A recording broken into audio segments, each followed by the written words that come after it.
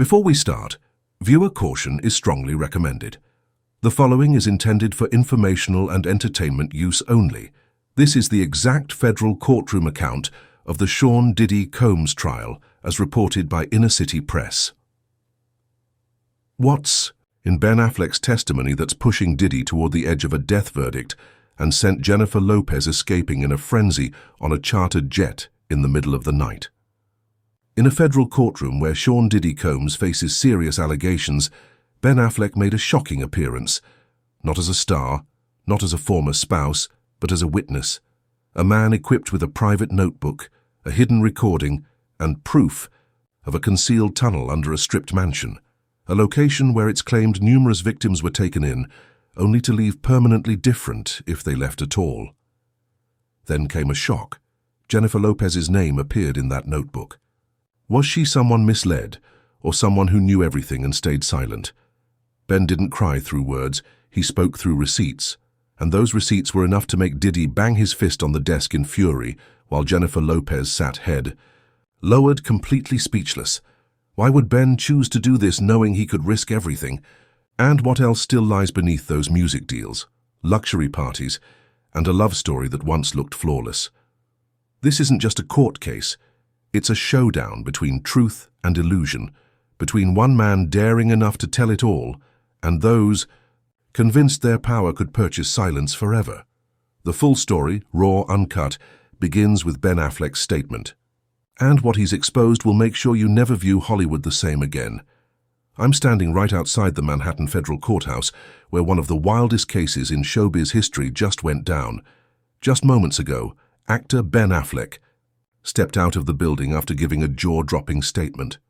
His look was shaken, eyes red, and he refused to answer the crowd of reporters. Inside the courtroom, the tension felt electric, as Affleck didn't just call out the shady moves of Sean Diddy Combs, he dropped a gut-wrenching twist: his ex-wife. Jennifer Lopez is now caught up in this ugly web of chaos. One morning, the air inside that New York courtroom turned thick with the public's burning curiosity. Sean Diddy Combs, the music tycoon who once dominated the pop world, stood accused of a pile of serious crimes: human trafficking, battery, blackmail, and dirty money deals.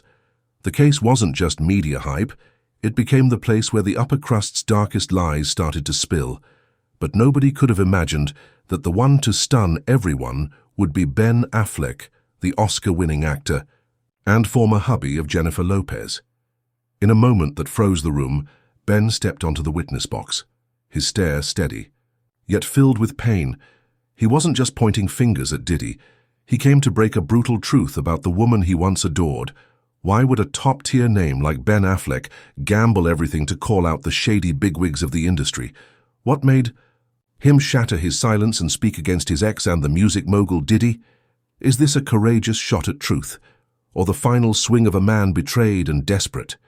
This story tracks back to 2021, when Ben and Jennifer reignited their spark after almost 2 decades apart. The world cheered the return of Jennifer, Hollywood's dream duo. Ben Affleck truly believed he understood Jennifer Lopez. Every gentle touch, every glance, every soft smile. He thought he knew her, even the shadowed parts of her soul, the parts hidden deep in the woman he once loved with everything. But as the red carpet lights dimmed, shadows started to creep in. Jennifer began to act different. She disappeared into the night, her phone lighting up early in the morning, the screen glowing before she turned it over like she was hiding something. Ben tried brushing off the doubts, but any time he brought up her past with Diddy, Jennifer's eyes would freeze and her grin would tighten like a door slamming shut. "It's just the past, Ben," she'd reply, but her voice quivered like she was holding something terrifying back. One night while Jennifer slept, Ben got a mystery email. The message was short, but hit like a knife. "She never left Diddy. Check her phone." His heart thumped like a war drum. With shaky hands, he grabbed her phone and unlocked it. A message from an unnamed sender blinked back. 2:30 a.m. Usual place. Don't let Affleck find out. Fury erupted in him like fire. He called the number. Diddy's cool, icy voice answered. "What are you sniffing around for, Ben? Tread lightly or you'll cause your own problems." The call ended with a click. as sharp as a bullet. Ben began catching the small clues. The sound of Jennifer's steps hesitating in the living room late at night, like she was checking something. Once he caught a soft click beneath the floor, but when he asked, she laughed it off and changed the topic. Suspicion tugged at him hard, but still, Ben clung to the belief that Jennifer wasn't the person he feared she was becoming. One night, Ben drove through a thick mist on the edge of Los Angeles, his chest tight with dread. He didn't know what he was chasing, just that something deep inside told him to keep going. Suddenly, his rearview mirror flared with headlights. A massive black SUV surged up behind him, its beams piercing like a beast on the hunt. Before he could even react, the SUV rammed his car. The screech of metal rang out. Glass burst in every direction. Ben's car whipped around, smashing off the road, smoke pouring from the engine, blood trickled from his brow as he clung to the steering wheel, his heart thundering in his chest. Through the haze he saw the SUV pause, its tinted windows black as sin. Inside, a shadowed figure stared him down, like they were burning the warning straight into his soul, warning into his soul before disappearing into the darkness. The cops called it a random incident, but Ben wasn't buying it. He checked his dashboard cam and found the SUV's number plate linked to an unknown company, one that, according to a silent tip, was connected to Diddy. The mogul's eerie threat rang in Ben's head. "You're stirring trouble for yourself." A few days later, Ben's parents' house in Boston was broken into. Furniture wrecked and scrawled across the wall in deep red paint was the message, "Stay silent, or your family's finished." Standing in the mess, Ben gripped a ripped family picture, feeling betrayal's sting twist deeper in his chest. He remembered a night when Jennifer, tipsy and murmuring, had whispered, "Diddy's got a notebook. It has everything." Those words now felt like a trap pulling him into a deadly spiral. Ben started following Jennifer every single night. She'd sneak out of the house, driving toward a lonely industrial site on the city's edge. One moonlit night, Ben trailed her and saw her enter a crumbling warehouse, sharing quiet words with a tall, intimidating man. The man's deep, icy voice cut through the air. It was Diddy's. Ben crouched low behind a crate, heart thudding, barely breathing. Diddy's blade-sharp eyes scanned the shadows like he could feel Ben watching. Ben backed off, but his resolve burned hotter than ever. He had to uncover the truth. He searched their shared house like a ghost in his own home. After endless nights without sleep, he discovered a loose plank in the living room. Prying it up, he uncovered a secret tunnel, the air thick with damp decay like a secret begging to stay buried. With a shaking flashlight, he stepped down, the beam revealing grimy cement walls that pressed in like a tomb. The tunnel opened into a hidden chamber packed with cameras, lighting rigs, and a bulky safe that seemed to carry the sins of the world. Ben cracked it open, and there it was, the notebook Jennifer had whispered about. It wasn't just names, it was a full-blown journal detailing Diddy's notorious freak-off events, where chaos, violence, and darkness reigned. Names of A-list celebrities, gifts used to bribe officials, fake charities used for smuggling, and dates for laundering cash through ghost companies, all written with chilling accuracy.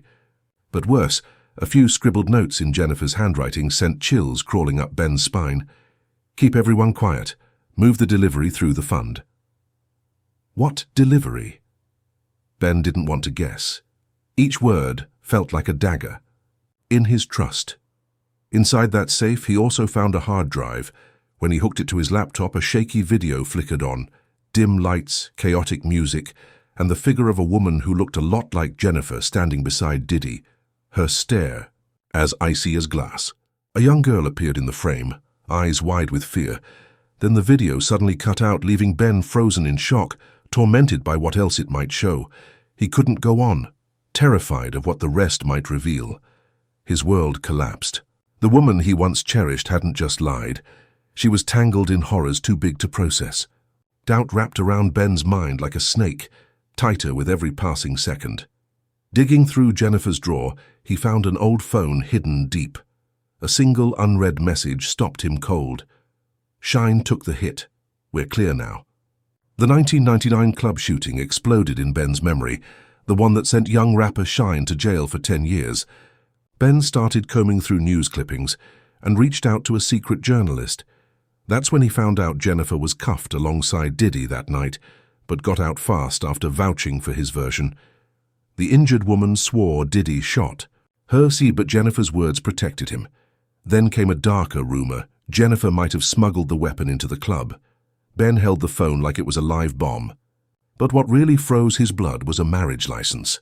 Jennifer and Diddy, dated 1999. This wasn't about love. It was a chess move to stop her from having to testify, shielded by marriage law. Even worse, Ben found paperwork linking the guns in the tunnel to his name. A setup. A cruel plan to dump it all on him.